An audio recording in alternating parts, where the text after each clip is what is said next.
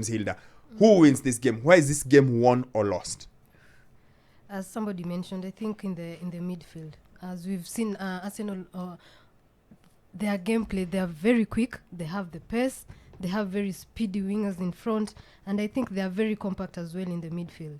Odegaard has been fantastic. Partey has been a revelation for them. So I think it will now depend on how United will manage or will surpass that midfield. Because as I think if they can surpass that midfield, United have very good attackers who can take on the Arsenal's defense. So it's a very difficult game to predict, but I'm thinking it's the midfield. Casemiro, I think, was a big loss. And I remember the press conference after that game, Erik ten Hag said, I have a plan.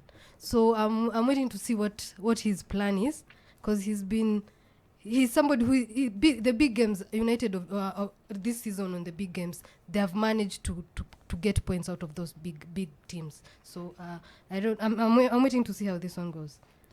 Like he said, he has a plan. I'm sure he'll know how to absorb the pressure from Arsenal. In the first, I'm sure the first maybe 15 minutes would be very crucial to United's win or draw.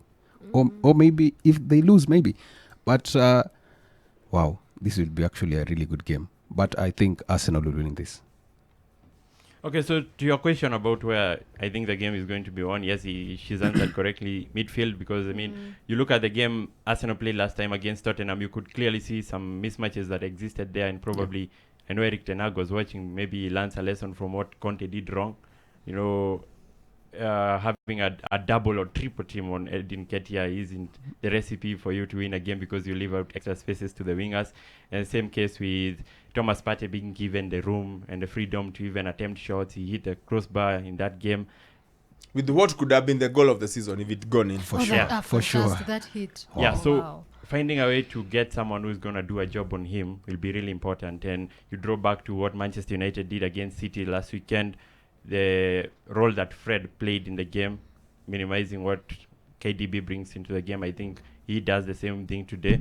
I would assume that it's going to be Fred and maybe Scott McTominay who start in a midfield pivot, the both of them, and maybe deploy Bruno Fernandes on the right-hand side just to prevent... I really don't like that move of Bruno on the right. I don't like it. I just don't like it. I kind of understand it. Yeah, I don't like it. You know, you're dealing with an injury to Diogo Dalot, and so it has Aaron Wan-Bissaka, who's a little bit exposed, if you're being honest. So having a guy who is going to do some heavy lifting for you and try and help you to calm down Bukayo Saka and probably even Zinchenko. But Wan-Bissaka starts, so better defensively. Yeah. I think he had the best game of his United career versus Palace. He looked a lot more solid. Of course, he's solid, and I think he's better defensively than Dalot by far. Yeah. And you need to be at your best, because you'll have who goes down that left side. Rashford. Okay. No, for Martinelli, Yes. who plays in the middle. Yeah, it's Nketiah, I guess. It's Nketiah, yeah. So Martinelli. So he'll have... I think they are solid. I think they have... The questions United have to answer is, first of all, what do they do with their central defense? Yeah. Do they go with Varane and Lisandro Martinez, or do they go with Varane and Luke Shaw? Yes. Yeah. Okay? They might want to go with Luke Shaw out, because they think Luke Shaw might deal with Bukayo Saka better than poor man's Robert Carlos can do. Yeah.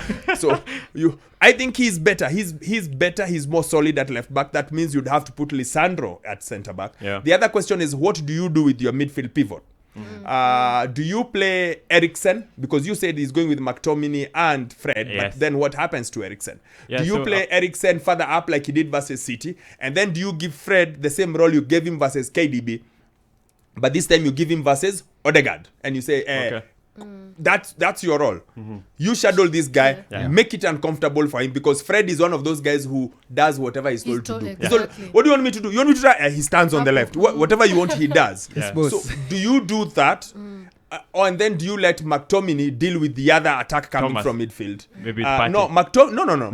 Partey, you deal with him with Christensen, with Eriksen. Sorry. Okay. So Eriksen closes him in and make sure he doesn't start those things that he starts, because once you give him space, Thomas Partey is fantastic in getting the moves going. Yes. So I guess that's where the questions are. And then on the other hand, do you switch and you've got Rashford out on the left? Yeah. Do you who plays for Arsenal? Oh, it's Ben White. Yes. Can he have the beating of Ben White? Can he have? I think he can. I think he can cause them problems down the left. Yes, he did so in the first leg. Yes. I think can he cause them problems down the left? And then of course up front the big question is how do Arsenal deal with the poor man's Peter Crouch? Yes. Does he start that game? He has to start. They have no choice. There are question marks on Anthony Martial. So I mean, I would assume that Vego starts in that game. And even looking at how he played in the midweek game, he's a guy who can cause problems because his idea is just getting inside the two central defenders and them having a problem to deal with you in a double team. So yeah, it could help Manchester United in terms of freeing up space for the rest.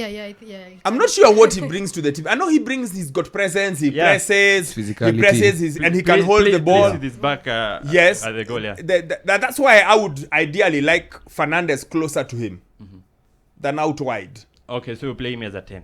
No, ideally I'd have, but then again you can't have, if you go with Christensen and McTominay and Fred, whoever you go with as the two, they will be overwhelmed. So you have to put two guys who just work hard and then put Christensen further, Eriksen further, I don't know if I keep calling him Christensen, Eriksen further up and hope that he can remember how he used to play there for just the one game. And then you hope that Weghorst at the top can do something. But I feel missing Casemiro is big for United. Dalot and Martial, of course, are missing. I don't think they miss Dalot that much, but I think they miss Martial because he's quick. When you want to go quick, because one of the ways you attack Arsenal is by being quick because they will have the ball and break. The other one I think is very, very important is how Arteta manages today.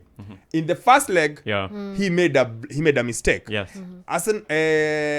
United went ahead. Was it United who went ahead first? Was it United? And then when they equalized, Saka equalized. And then he made those subs. Remember the 3 subs? He almost went for the kill too much and he left them vulnerable to the counter. And United just picked them up. It was easy. So we see what he does today, because I thought Arsenal were great for most of that game. I don't think United were particularly good in that game, but Arsenal were great, but United made the better decisions. So the question is what they do today. This is going to be tough. Who wins? It's the same script. Arsenal are going to dominate the game. They're going to have much of the possession. I would take Manchester United to win because they know how to squeeze out wins in these kind of games. Despite them being seriously short-handed, because the one thing United have a problem with is I don't think United have options off the bench. Okay, the option just narrows down to Garnacho. It's Garnacho and Garnacho. No, listen, there's a positive update that Jadon Sancho is finally back. So, but he's not there today, so let's leave that story. So I still trust that they can do the job. So United gonna win tonight. Yes, I think Arsenal will remain the same lineup that has been working. I'm thinking he will just maintain the same lineup. I'm going with a draw. A 1-1 draw. I don't. This game is kind of that game where you mneza end and then waogope kucheza. Ile like I'm protecting my end. I keep what I have. You keep what you have. That when they go in that mentality, I don't know. I'm thinking it will just end with a 1-1 draw. I think Arsenal will win this. It's only on a fine margin because they have the momentum. Plus, I think they'll finally manage to beat United at the Emirates. They've done that. Yeah. A few times, yes. The last time they played, Arsenal won 3-1. Then the other one was a draw. Then the other one, Arsenal won 2-0. The other one, Arsenal won 2-0. The last time United beat them away was the 1-3 in the FA Cup in 2019. Yes. And then in the Premier League, 1-3 also in 2017. Before then, it's Arsenal won. So then you've got to go back to 2014 for another one. So United have got 3 wins. That's maybe 4 wins in the last decade. 4 wins at the Emirates. 4 wins away at Arsenal because well, the Emirates is old though. The Emirates is now old. It's at the Emirates. So 4 wins in the last decade. So on paper you might think but Arsenal seem to almost always get, especially in the last few years, they seem to get better. I just feel like Arsenal have the bit between their teeth. They just look hungry. They just look organized. They just look like they have something. And in Trossard, they've added a player who gives them a different dimension, a player who can sit there with them and make things move the way they should. And I feel that might just be the difference. The fact that they're able to do that, there we go. Yeah, the fact that they're able to, they have a guy who knows the Premier League, he knows, and he rises to the occasion. He likes the big games. He's talented. I think he fits in the team excellently. United today might be one of those days when they really do miss the fact that Greenwood went and did stupid things and things he shouldn't do, because this is the kind of game that Greenwood would have been incredible for. But then now he decided to go do things that one shouldn't do. So, and again, like he said, Sancho is lacking. I doubt even if Sancho was there, I doubt he'd do anything useful to that team. He's been... Yeah. And as well, they are going to play after Man City and Wolves. So Arsenal are going into that game knowing the results from the other game. Yeah, and that adds just a bit of spice into the game. Yeah. I don't know how this goes. It's one of those things where my logic says it's a draw, because I feel like Arsenal have drawn very few games. I feel like they are due a draw. They've only drawn twice. And that's just Southampton and Newcastle. Yes. And I feel like you are due. The law of averages says you should draw a game at some point. You see that last week? Yeah, and then Spurs decided to not play for the first 45 minutes. I still, my head, logically, I feel like it should be a draw today. Like it's going to be, but not a mere draw. A proper pulsating kind of game. But I am going to go with, that's my logic. My instinct tells me Arsenal will win. My logic tells me it's a draw. I just feel like Arsenal have that little bit extra that I don't think United have. United just haven't had it. There's just something I feel they are lacking. I know they are solid and I know they look good, but there's just something I felt like they are missing. That's true. So I'm going with a United win. No, an Arsenal win, sorry. Okay. An Arsenal win. Got me the first half there. No. My apologies. An Arsenal win. I think Arsenal win today. But it's going to be a great game. And if they do, then that's 11 points now from United in that place. And that I told you last week. You asked me and I told you. I don't think United are in the title race. They are not. They're in the pack. I don't think they are. They are in the top 4 race. And I think they will finish in the top 4. Yeah. I actually think the top 4 is the way it is now. Arsenal, City, Newcastle, and United. I think it is like that. I don't think any other team gets in there. Which Tottenham? No, Tottenham are literally winding down, waiting for Conte to go. I said that and someone got angry at me on Twitter, but that's what I think. They are 6 points behind, having played a game more. Yeah. I don't see it. I think the top 4 ends like that, and the reason it ends. Do you think Liverpool can make up 10 points? You know, my thinking was. And Chelsea. As outrageous as it might sound, Chelsea are only 10 points behind. 10 points, yes. Only. Yeah. 10. With half of a season to go. So I would give them a shot. For Liverpool. So why would you give Chelsea and not Liverpool, who are 8? For Liverpool, the same points, same everything. I feel there's a feel of optimism that exists around Chelsea that is more than Liverpool's. For Liverpool is dependent on when those players come back, when our key players come back. That is Diaz, Jota, Van Dijk. Exactly. So it depends. If those players come in February, we can kick it. At least if you get a run of like 4 games or 5 games with wins, we can make up the gap. Depending now on how, if Tottenham continue dropping as they are, if Newcastle continue maybe dropping as they are as well with the draws and all that, we can make the gap. Actually, so it's very, very dependent on the players that come back. I actually think Newcastle might slip back. If you look at how they've played over the last 2 games, they're like trying to just hold on to where they are. But then again, they are unbeaten in 15. Yes. So it is sort of is working. Yeah. You hold on versus all the so-called big teams, because they drew with Arsenal, understandable. With Leeds was a bit funny, but then of course yesterday. But then Palace is not an easy place to go. Yeah. The problem is the chasing pack. You when you look at the chasing pack, it's Tottenham, Brighton, Fulham, Liverpool, Brentford. Now and there looks like they are going to go on a tear. That's actually why I think they might just survive up there. Yeah. And at some point they are either that or, but then again, like you say, maybe because they can't seem to score a goal to save their lives. But I feel like the top 4 is almost set.